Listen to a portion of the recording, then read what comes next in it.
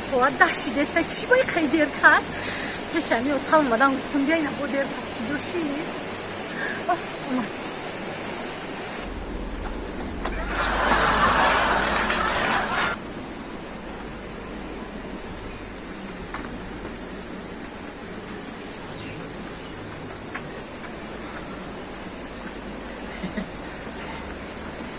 سلام علیکم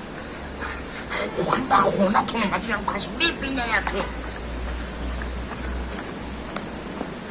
جانی با اومدی هست گوش که برای تو مرا چی به خونتون فرق کردیم کاش ببینم هیچ کی نمیبینم بیا بریم گوش که مرا خونتون مرا وردی اون کاش ببینه چی میشه هیچ کی نمیبینم بیا پیش حتم اومدن میریم یکم دریلی اگراد میدونیم نمیبینم بودم اتاق کجا ولی اتاق پنسیاگیری رفتیم رفتیم بیا بیا بیا بیا بیا بیا بیا بیا کجا میبریم مرا اتاق میبینم بیا اینجا جای چیخیه هیچ کی نمیبینم اون بیا دیدی جرا موقع تو مرا گفتی که بخی بیا من خستم اومدم راه پلیده داشتم پیاده اومدم شیده یارشو بفرشتم مونده شدیم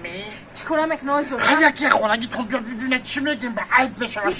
هیچی نمیگن ولی اتاق کجا پنسیاگیری رفت خطی چیز گفت گفت من میرم که یکی اتاق نیویا نه اونم یا پنسیاگیری رفته ولی نمیه ولی بشیقه بینومتی قاگازم چیکاری دیگه نه شما هم قیادت کدام کی آره می خدمه بگو ای گوش که مرا جان ای گوش که مرا هم قیادت کدام کی نمیخیلی که هر روز کوشش بکنم بگم کار کنم پیجا کنم یا تیز بگیرم تا این محبت بتشیم دیگه هم خیلیادت کدام کی خدمه بگو تیز همی کار بچوا ها؟ کار دار زدی میدان خالی داری خانه ما چه کار کردی دختری ما؟ بابی جان ها؟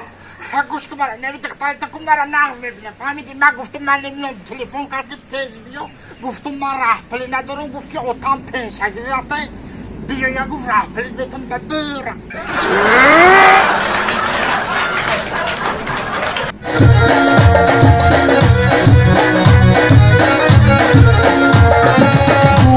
روزی اما شادی گذشت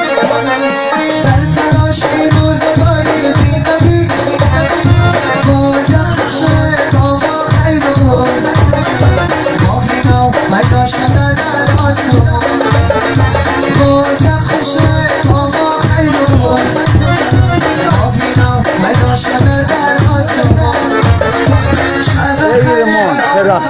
شب خیلی